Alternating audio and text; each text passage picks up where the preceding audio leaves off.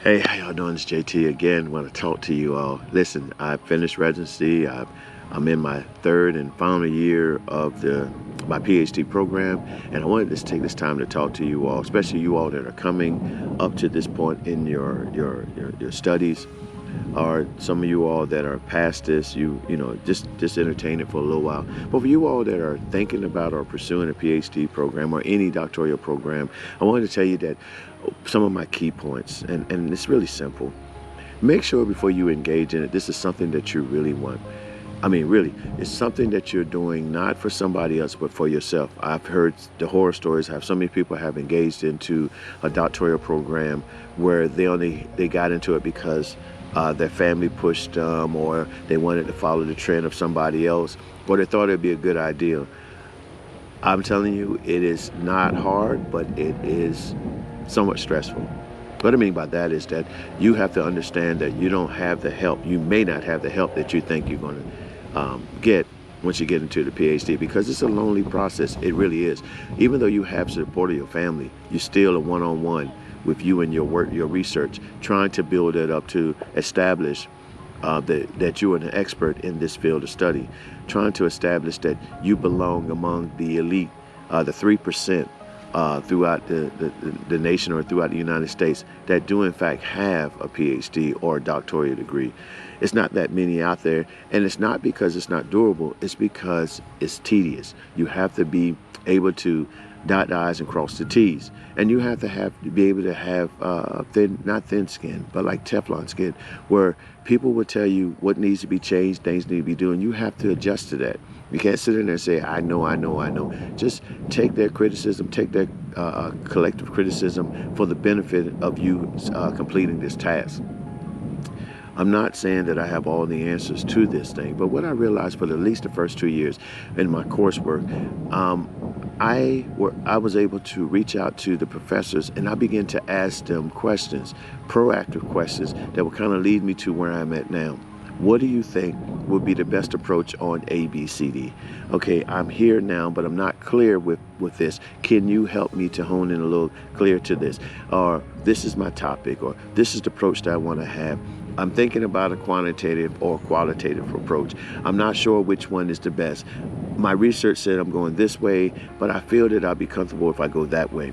And let them begin to give you guidance. That's what they're there for. You have to capitalize on every instructor that you have to leave that class with something that's going to help you to prepare for the writing process that's later down the road. What's coming to the final path of this journey. That's where you want to get to. You don't want to sit up there and just be spinning tires. These people have been where you need to go. These people have already received it. So we want to benefit from them. So we want to ask those questions. So you all that are just starting off, or you that are still in the process, reach back, send them an email, ask them some questions. You're going to find out throughout the course that you're going to find some professors that you gravitate to and some that you don't. The ones that you do, utilize them as much as you can. And there's nothing wrong with reaching to the ones that don't, because they may be the one that's going to give you the information that you need. I don't know. But in this process right now, if you were at Grand Canyon where I go at, and I think it's across the board with all of them, unless you're doing on campus. I did mine online. So you have to visit the actual facility 2-3 times to talk more in person about your topic. And for GCU is residence 1 and 2. They do have a 3, but we'll talk about that a little later. But the first one, you learn how to do your 10-point perspective. I think that is an awesome tool because it becomes your roadmap, your framework for what you're doing. You can sit there and you can navigate. It breaks down all the chapters that are needed in your dissertation, and they break it down into 10 points. So you begin to start writing on that, and you start honing in on what your topic is, redefining it, tweaking it, and make it clear. So when you move out of first residencies, where they go over your 10 points and make sure that you understand what's going on and what's needed, and how your gaps, that's the gaps in the literature, that's what they're saying that needs to be developed or need to be understood. And now I think they call it the problem space. You start honing in and you start looking how that would apply to the topic that you pick. Now, mind you, one thing I can make mention to and I want to share with you, they have this thing that I don't know, I just call it, I don't think it's actually a thing, but I call it the Frankenstein theory. And Frankenstein means that you start trying to make it happen. Like, you know, the movie by Frankenstein, the creator put pieces of other things together, one limb from this person, a limb from another, head from another, and put it all together, and it became a man and all that stuff.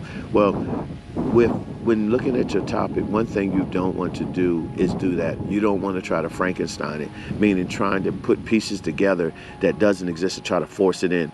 The gap should be easy. For example, if you were using, your topic was how apples benefit healthy living. I just thought that. I don't know if that's somebody's topic, but if that's it, then you wouldn't go and try to find a gap in fruit. The gap in the fruit, the fruit says bananas are successful to healthy living, and try to fit that into an apple when the whole study has been on bananas. It has nothing to do with apples.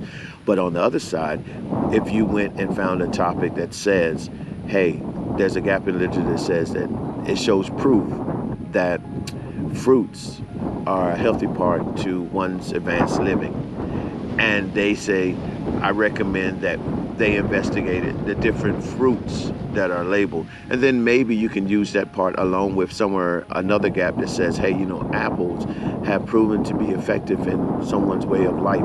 So now you have one gap that says, hey, there is a fruit, and then you have another one that says apples have been used. So now what you've done is you found at least two articles that tie into what you're trying to do. So it's like that. But Frankenstein would be more of you going and grab a banana and then go over there, grab an orange, and then say, hey, these fruits identify that they have a significant relationship, and then you put that all to an apple.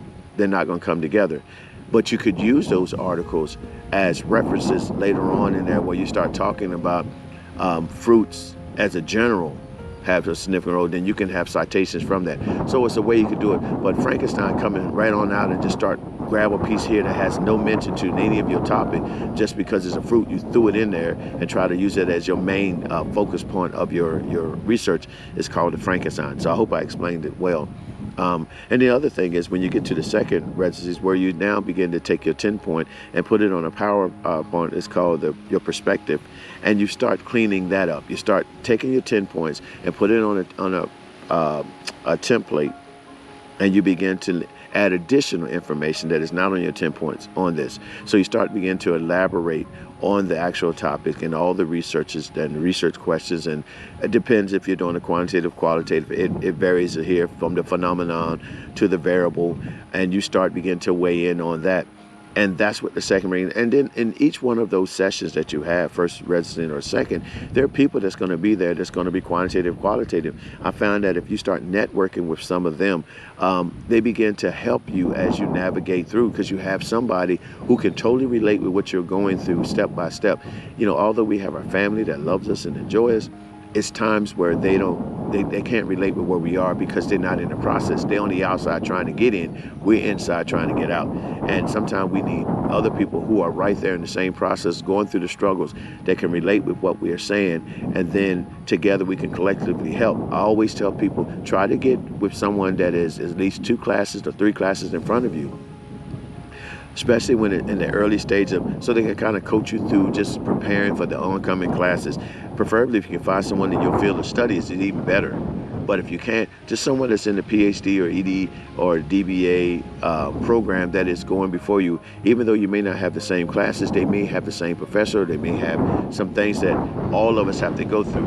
If you go to GCU, you have to have this thing called annotated bibliographies. It's where they sit there and you read an article and then you explain to it what was the purpose, what you found out, and how you may use this individual information. And you do it, like some classes is 10, some are 5, but you have to go through that throughout your classes. And what greater way to do is have somebody that can coach you through it and tell you, you know, in your 6th class, you can look forward to having this, that, or whatever. So you can kind of prepare for it. Moving forward, then you, as you get closer to your prospective resident two, you try to get someone that's in your proposal class or somebody that's already in the dissertation 1 or 2, so they can kind of give you instructions of how to prepare for that transition from the teaching and coursework into now working solely on the writing part of your dissertation. It's a great change because you don't have that instructor that's going to be there, continue to ask you to do ABC. Now you're the one that's going to have to give your deliverables to your chair or to that professor and have them to grade or to understand what you're doing. Now, this is for GCU, Grand Canyon University. I don't know, other universities may have different, because we have a chair, a methodologist, a content expert, and then you have your AQR and your IRB. You may have other schools that I've heard that have 2 chairs, and I don't know if that's a methodology or whatever, but they have 2 chairs, and they have to get approval for that. So they have their own way of approach, but as soon as you can get your chair, that's when you begin to develop that relationship, because remember, you're writing up your dissertation, but they're the one that's going to prove it. So in some cases, you need to find their style of writing, find out what they do. I mean, one thing I've done, and I'll tell you this, is I look at all my professors and I try to see what type of literature they wrote or whatever, so I kind of read up on them, because up to now, I really don't know who may be my chair. Maybe one of my previous professors, or maybe somebody totally different. Either or. I want to make sure that if it's a possible chance that one of them could be, I want to see how their writing style is and what they're looking for. And then during your DQ questions and your literature, you can kind of get feedback of what they're asking, and you can see, some of them hone in on the difference between assist and help. One has one preference more than the other. Doesn't mean it's wrong. Well, I can't say in some cases it is wrong, but sometimes they're so interchangeable that you can get a little caught up in it. So you kind of want to see how they come about. So ask questions. When they give you feedback, especially on your papers,